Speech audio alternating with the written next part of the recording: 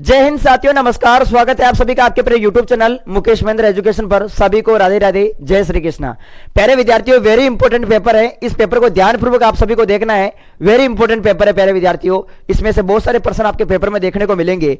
इससे पहले मैं बता दूं प्यारे विद्यार्थियों, अगर आपने अभी भी रामबाण बैच परचेज नहीं किया है, नाम मात्र के शुल्क पर मिल रहा है। हजारों विद्यार्थियों ने 299 रुपए के अंदर वो रामबाण बैच परचेज किया है, लेकिन आपके लिए तो प्राइस बिल्कुल नाम मात्र कर दी है। अब सभी विद्यार्थी ज्वाइन कर सकते हैं। ये अपना एप्लीकेशन है Mahendra Beawar coaching. Mahendra Beawar coaching play store से डाउनलोड कर लेना है प्यारे विद्यार्थियों।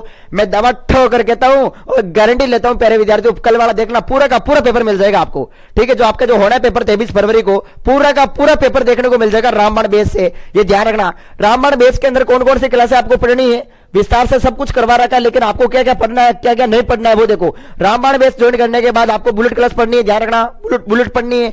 इसके अलावा मैराथन क्लास पढ़नी है, मैराथन बुलेट 2 पढ़नी है, और एक आपको फाड़ू क्लास देखने को मिलेगी। फाड़ू क्लास के अंदर मैंने पेपर करवाई है, मोस्ट इंपोर्टेंट विद्यार्थियों, आपका कल वाला समझ गए ना, 23 फरवरी वाला पेपर। तो फाड़ू क्लास ज्वाइन कर लेना। फाड़ू क्लास पेपर को फाड़ कर आओगे अगर आपने फाड़ू क्लास पढ़ ली तो फाड़ू क्लास पढ़ना जरूरी है प्यारे विद्यार्थियों।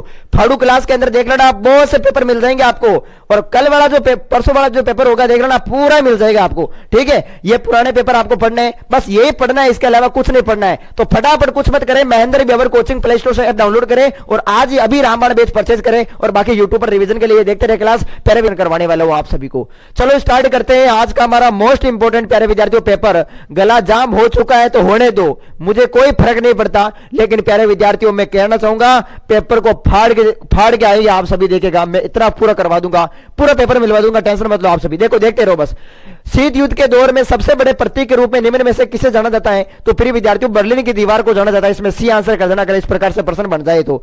अगला है कि यूरोप के एकीकृत बाजार का यहां पर गठन कब हुआ था? यूरोप के एकीकृत बाजार का गठन याद रखना प्रिय विद्यार्थियों जनवरी 1993 में हुआ था। कब हुआ था? 1 जनवरी 1993 में। अगला देखो, दक्षिण एशिया मुक्त व्यापार संगठन, दक्षिण एशिया मुक्त व्यापार संगठन यानी कि साप्टा जो है वो कब प्रभावी हुआ?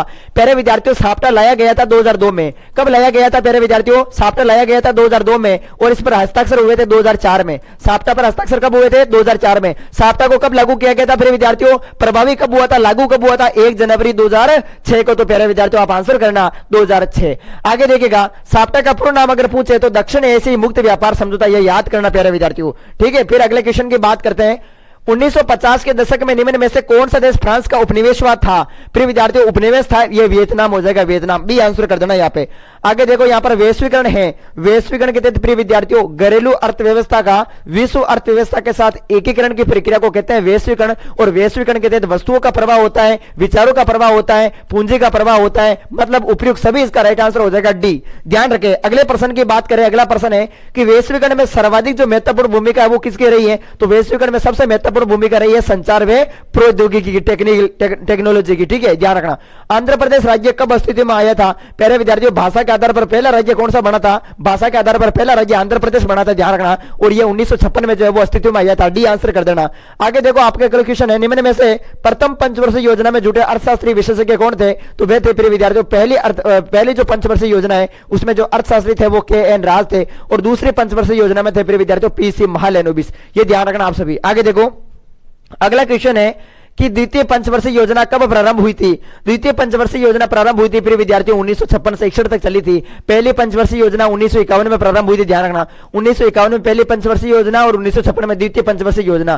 देखो, निम्न में से वार्सा पैक्ट का समर्थक देश कौन था? वार्सा पैक्ट का समर्थक देश कौन था प्रिय विद्यार्थियों? ब्रिटेन, सोवियत संघ, पाकिस्तान या फ्रांस? तो वार्सा पैक्ट का जो समर्थक देश था प्रिय विद्यार्थियों वो था आपके सोवियत संघ, ध्यान रखना। ऑप्शन नंबर बी राइट हो जाएगा। अगले प्रश्न की बात करें, निम्न में से भारत के विदेश मंत्री कौन थे? विदेश नीति के जनक कौन थे? प्रथम विदेश मंत्री कौन थे? तो पंडित जवाहरलाल नेहरू, याद रखना, भारत की विदेश नीति के जनक थे। पूछेगा कि विदेश नीति के जनक कौन है? पंडित जवाहरलाल नेहरू, आप करना। आगे देखो, भारत के राष्ट्रपति फखरुद्दीन अली अहमद ने आपातकाल की घोषणा कब की थी? तो 25 जून 1975 को की थी, ध्यान रखना। वेरी वेरी इंपॉर्टेंट प्रश्न है। अगला प्रश्न देखो, भारत में संपूर्ण क्रांति के प्रतिपादक कौन थे? भारत में संपूर्ण क्रांति के प्रतिपादक थे जयप्रकाश नारायण। कौन थे प्यारे विद्यार्थियों? जयप्रकाश नारायण, JP नारायण। चौथा आम चुनाव कब हुआ था? चौथा आम चुनाव हुआ था 1967 में। वेरी मोस्ट इंपोर्टेंट प्रश्न है प्यारे विद्यार्थियों, याद कर लेना। मैं कह रहा हूं, दवा ठोकर कहता हूं, क्वेश्चन एक बार नहीं जाएगा प्यारे विद्यार्थियों, ध्यान रखना। ठीक है, और आप सबने बिल्कुल रामबाण बैच ज्वाइन कर रखा है तो वेरी गुड प्यारे विद्यार्थियों। आप, मैं कह रहा हूं, आप पेपर को फाड़ के आओगे। क्लास है फाड़ू क्लास, पेपर को फाड़ने आओ तो मेरा मेरा नाम बदल दो, पक्की गारंटी के बाद मेरे विद्यार्थियों पेपर मिल जाएगा आपका। देख लेना, पेपर को लेने के बाद कहोगे कि मेरा दिल गदगद हो गया। यही तो प्यारे विद्यार्थियों रामबाण बैच का फायदा। देख लेना, रामबाण बैच आपने ज्वाइन किया है तो प्यारे विद्यार्थियों मैं दावा ठोक कर कहता हूं कि एक भी क्वेश्चन बाहर नहीं जाएगा। रामबाण बैच के अंदर एक तो फाड़ू क्लास देख लेना, फाड़ू क्लास में मिलेंगे पेपर प्यारे विद्यार्थियों पढ़ लेना, उससे बाहर क्वेश्चन नहीं जाएगा। एक बुलेट क्लास दे रखी, बुलेट को पढ़ लेना, और एक आपके मैराथन क्लास दे रखी है, और एक आपके जो है चैप्टर वाइज ब्लूप्रिंट का कोडिंग क्लास, वो देख लेना फटाफट, उनको देख लेना प्रिय विद्यार्थियों। नागालैंड का कब पूर्ण राज्य बना? नागालैंड याद रखना 1963 में बना, सी आंसर हो जाएगा नागालैंड। ठीक है, उसी प्रकार से देखो 1979 से 1985 के मध्य असम में किस देश के घुसपैठियों के विरुद्ध आंदोलन चले थे? तो ये याद रखना प्रिय विद्यार्थियों, बांग्लादेश हो जाएगा इसमें, ऑप्शन नंबर ए। आगे देखो अगला क्वेश्चन देखो, 1989 में बनी राष्ट्रीय मोर्चा सरकार का नेतृत्व किस प्रधानमंत्री ने किया था? तो याद रखना प्यारे विद्यार्थियों, ये किया था आपके 1989 की बात हो रही है तो इसमें आप करना वीपी सिंह। ठीक है, विश्वनाथ प्रताप सिंह, बिल्कुल याद रखना। बामसेब का गठन कब हुआ था? बामसेब का गठन हुआ था 1978 के अंदर, ध्यान रखना। ठीक है, BAMCEF backward and minority communities employees federation. ठीक है, निम्नलिखित रिक्त स्थानों की पूर्ति कीजिएगा। समाजवादी सोवियत गणराज्य जो है वो 1917 की क्रांति के बाद अस्तित्व में आया था। क्रांति के बाद क्या आया था? अस्तित्व में आया था, ध्यान रखना। 1960 में विश्व बैंक की मदद से भारत और पाकिस्तान ने जो है सिंधु जल संधि, कौन सी संधि प्यारे विद्यार्थियों? सिंधु जल संधि, सिंधु जल संधि पर हस्ताक्षर किए थे। 1941 में अंटार्कटिका चार्टर पर रूजवेल्ट, ध्यान रखना, अमेरिका के जो प्रमुख राष्ट्रपति थे रूजवेल्ट तथा चर्चिल, ध्यान रखना, रूजवेल्ट और चर्चिल। ठीक है, रूजवेल्ट तथा चर्चिल ने हस्ताक्षर किए थे। चर्चिल कौन था? ये ब्रिटेन प्रधानमंत्री, ध्यान रखना। फिर देखो नव उदारवादी वैश्वीकरण के विरोध में एक विश्वव्यापी मंच जो था वो था WSF, कौन सा है प्यारे विद्यार्थियों? WSF, world social forum. ठीक है, वेरी वेरी इंपॉर्टेंट है, और इसकी पहली बैठक ब्राजील में हुई थी, ध्यान रखना। आगे देखो, अब आपका अगला क्वेश्चन है कि योजना आयोग की स्थापना, देखो योजना आयोग की स्थापना सन खालिस्तान में हुई। योजना आयोग की स्थापना हुई थी प्यारे विद्यार्थियों 1950 के अंदर, वेरी मोस्ट इंपोर्टेंट। आगे देखो यहां पर 42वें संविधान संशोधन द्वारा लोकसभा का कार्यकाल 5 से 6 वर्ष किया गया। 42वां संविधान संशोधन कब होता है? 1976 में होता है, ध्यान रखना। ठीक है, और 44वां संविधान संशोधन होता है 1978 में। वेरी वेरी इंपॉर्टेंट प्रश्न है, पूछे जाते हैं, ध्यान रखना। आगे देखिएगा अगला क्वेश्चन आपके सामने है, आसियान की स्थापना कब किस घोषणा पत्र पर हस्ताक्षर करके हुई थी? आसियान की स्थापना हुई थी 1967 के अंदर, 1967 में।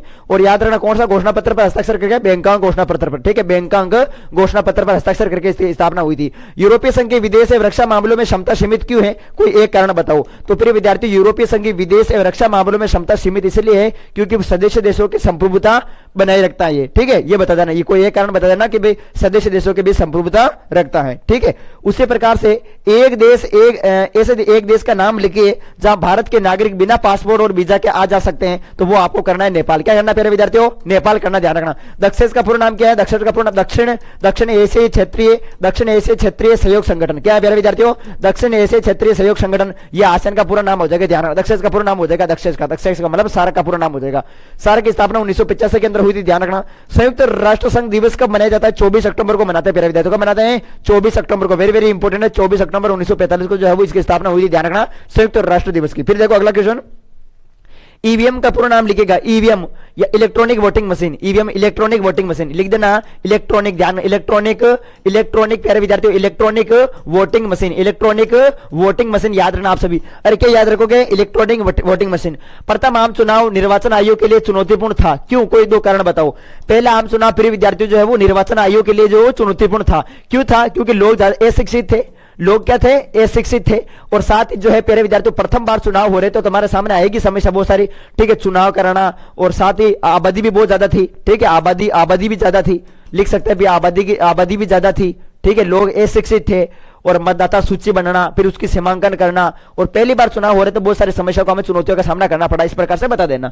आजादी के वक्त भारत के सामने विकास के कौन से दो प्रमुख मॉडल थे? आजादी के सामने भारत के विकास के दो मॉडल थे, एक तो था पूंजीवादी मॉडल, जो अमेरिका ने अपना रखा था, एक था साम्यवादी मॉडल जो सोवियत संघ ने अपना रखा था। तो पूंजीवादी और साम्यवादी मॉडल था, ध्यान रखना। आजादी के बाद हमारे सामने दो विकास के मॉडल थे, पूंजीवादी और साम्यवादी। भारत ने किस मॉडल को अपनाया? भारत ने दोनों मॉडल को अपनाया, मिश्रित मॉडल अपनाया। ठीक है, भारत ने पंचवर्षीय योजना का विकल्प कहां से लिया? तो पंचवर्षीय योजना प्रिय विद्यार्थियों 5 सालों के लिए चले जाने वाली योजनाओं को कहते हैं पंचवर्षीय योजना, और ये लिया गया था सोवियत संघ से। कहां से लिया प्रिय विद्यार्थियों? सोवियत संघ, रूस से, ध्यान रखना, सोवियत संघ से। जम्मू कश्मीर को किस अनुच्छेद के लिए विशेष दर्जा दिया गया? अनुच्छेद 370। कौन सा प्यारे विद्यार्थियों? अनुच्छेद 370, याद रखना, अनुच्छेद 370। कांसीराम के दल बहुजन समाज पार्टी में बहुजन से क्या अभिप्राय है? बहुजन से मतलब कमजोर वर्ग। ठीक है, बहुजन का अभिप्राय है कमजोर वर्ग से, पिछड़े वर्ग से है, ध्यान रखना। ठीक है, इस प्रकार से बता देना।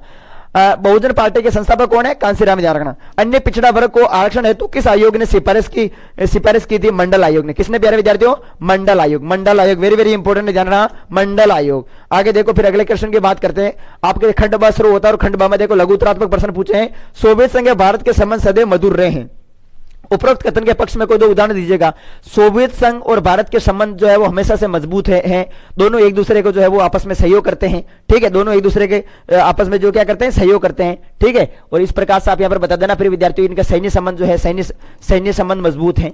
ठीक है, सैन्य संबंध जो है वो मजबूत है। इस तरीके से दोनों के बीच आपको यहाँ पर जो है वो सैन्य सहायता करता है। आप लिख देना फिर विद्यार्थियों, सोवियत संघ जो है भारत की हमेशा सैन्य सहायता करता है और एक दूसरे के संबंध मधुर है। कुल मिला के एक बार देखो आपको थ्योरी पढ़ लेनी है, उससे आप आराम से इसमें लिख देना। ठीक है, भारत और सोवियत संघ के बीच, भारत और श्रीलंका के संबंध, भारत और नेपाल के संबंध, भारत और भूटान के संबंध, ये प्यारे विद्यार्थियों जो दक्षिण एशिया वाला चैप्टर है ना, उसको एक बार जरूर आप देख लेना। यहाँ से क्वेश्चन जरूर बनेगा, एक बार संबंध जो है वो देख लेना जरूर। सोवियत संघ के विघटन के दो परिणाम बताओ। भाई सोवियत संघ का विघटन फिर विद्यार्थियों दो परिणाम। सोवियत संघ का 25 दिसंबर 1991 को सोवियत संघ का पतन हो गया, तो विघटन का परिणाम निकला फिर विद्यार्थियों भाई एकमात्र महाशक्ति अमेरिका बची अब। ठीक है, सोवियत संघ टूट गया तो एकमात्र महाशक्ति अमेरिका बची। विचारों की लड़ाई जो है वो खत्म हुई, हथियारों की होड़ जो थी वो समाप्त हुई। ठीक है, और नए देशों का उदय हुआ। इस प्रकार से लिख दे सकते हैं आप सभी, ये सोवियत संघ के विघटन के प्रमुख परिणाम निकले। भारत और मालदीव संबंधों पर जो है टिप्पणी लिखो। भारत और मालदीव के संबंध भी बहुत अच्छे हैं। भारत हमेशा मालदीव की सहायता करते आया है और भारत और मालदीव जो है आपस में जो है एक दूसरे का सहयोग करते हैं। इसमें लिख देना फिर विद्यार्थियों। ठीक है, पर्यटन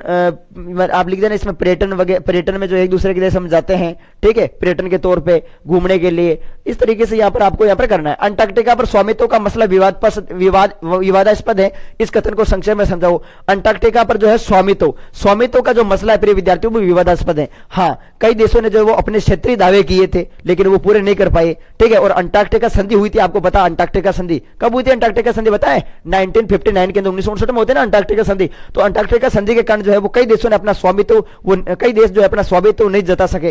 ठीक है, इस प्रकार से यहां पर लिख सकते हैं। तो इस प्रकार से ये विवादास्पद मुद्दा है ये। ठीक है, इस कथन के बारे में इस तरीके से बता देना। जनसंघ ने किस विचारधारा पर जोर दिया? जनसंघ ने प्रिय विद्यार्थियों देखो एक देश एक राष्ट्र, एक देश एक राष्ट्र एक संस्कृति पर जोर दिया। एक देश एक राष्ट्र एक संस्कृति को अपनाओ, ये इसी पार्टी की विचारधारा थी, इसमें यह जोर दिया गया। हिंदी को राजभाषा घोषित किया गया, अंग्रेजी भाषा का बहिष्कार किया गया। ठीक है, भारत की राजनीति में आयाराम गयाराम जुमले पर इसका जो संबंध है प्रिय विद्यार्थियों वो आप लिखना दल बदल राजनीति से। दल बदल राजनीति से इस जुमले का संबंध किससे है? दल बदल राजनीति से है, जिसमें हमने देखा था हरियाणा का विधेयक था गयालाल, उससे संबंधित है ये। इसमें ये बता देना उसने लगातार जो है वो एक ही दिन में 3 पार्टी बदल दी थी।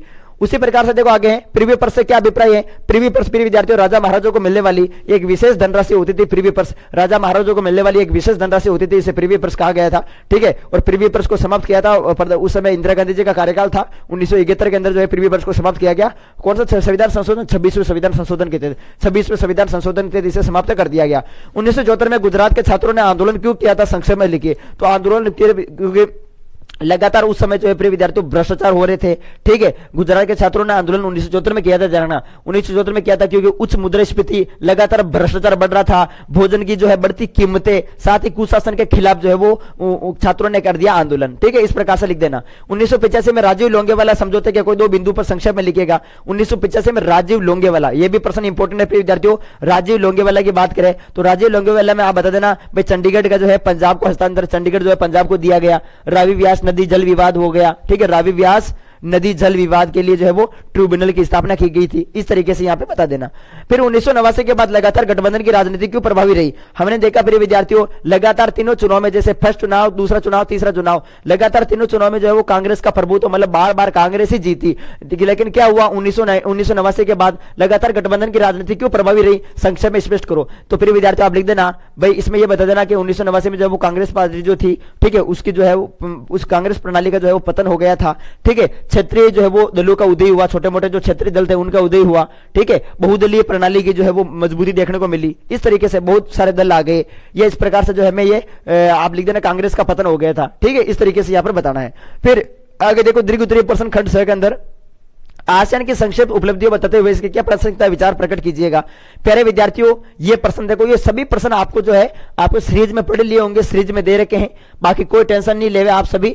मैं आपको देखो इन सभी क्वेश्चन के एक बड़े बड़े क्वेश्चन की और एक अलग क्लास दे दूंगा मैं, टेंशन मत लो आप सभी, ठीक है। और बाकी आप इन सीरीज में देख लेना, इनके आंसर आपको मिल जाएंगे जरूर, ठीक है। एक बार पढ़ लेना फिर विद्यार्थियों, वेरी इंपोर्टेंट प्रश्न है ये। वैश्विक स्तर पर देखो पर्यावरण की चिंता करना क्यों आवश्यक है, कारण को स्पष्ट करते हुए विवेचना कीजिएगा। क्योटो प्रोटोकॉल के अंतर्गत आने वाले मुख्य उद्देश्यों की विवेचना कीजिएगा। आप सभी विद्यार्थियों ने महेंद्र भी और कोचिंग ऐप डाउनलोड करके रामबाण बैच ज्वाइन किया है तो प्यारे विद्यार्थियों मैं आपको इसी के अंदर करवा दूंगा, टेंशन मत लो आप सभी, ठीक है। रामबाण बैच के अंदर क्योटो प्रोटोकॉल के अंतर्गत, क्योटो प्रोटोकॉल ये वेरी वेरी इंपॉर्टेंट है, शुरुआत इसकी 1997 में जापान से होती है।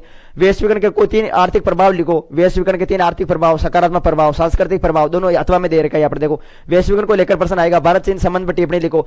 देखो संबंध जरूर पढ़ लेना, भारत और चीन के संबंध क्या है, भारत और मालदीव के संबंध क्या है, भारत और भूटान के संबंध क्या है, भारत और नेपाल के संबंध क्या है, भारत और श्रीलंका के संबंध क्या है, ये संबंध भारत और सोवियत संघ के संबंध क्या है, ये संबंधों को लेकर ध्यान रखना। एक बार आप पढ़ लेना, आप मन से लिख देना, फिर विद्यार्थियों ध्यान रखना, ठीक है। भारत की परमाणु नीति पर संक्षिप्त टिप्पणी लिखो, देखो परमाणु नीति पर आया है। और ये खंड द में देखो मानवाधिकार की आवश्यकता वर्तमान समय में प्रासंगिक और महत्वपूर्ण उपयोग कथन की यहाँ पर विवेचना कीजिएगा, ये भी इंपॉर्टेंट प्रश्न है। सुरक्षा का अर्थ खतरे से, ये सभी प्रश्न मैं करवा दूंगा, टेंशन मत लो, बड़े बड़े सब क्वेश्चन इसी में करवा दूंगा, ठीक है प्यारे विद्यार्थियों। लेकिन ये जरूर पढ़ने आपको, देखो अब की बार ब्लूप्रिंट में मैप तो नहीं दे रखा, लेकिन मैप वाले क्वेश्चन अगली बार भी आए हैं तो प्यारे विद्यार्थियों मैप तो करवाना पड़ेगा, मैं आपको मैप करवा दूंगा, टेंशन मत लो बिल्कुल भी, ठीक है। मैप आपको करवा दूंगा प्यारे विद्यार्थियों। ये देखिएगा आपके सामने इंडिया मैप भी दे रखा है, यहाँ पर विश्व मानचित्र दे रखा है यहाँ पर, ठीक है, अथवा में भी दे रखा है, ये देखो विश्व मानचित्र आएगा, इंडिया नहीं आएगा, विश्व मानचित्र, ठीक है। तो ये था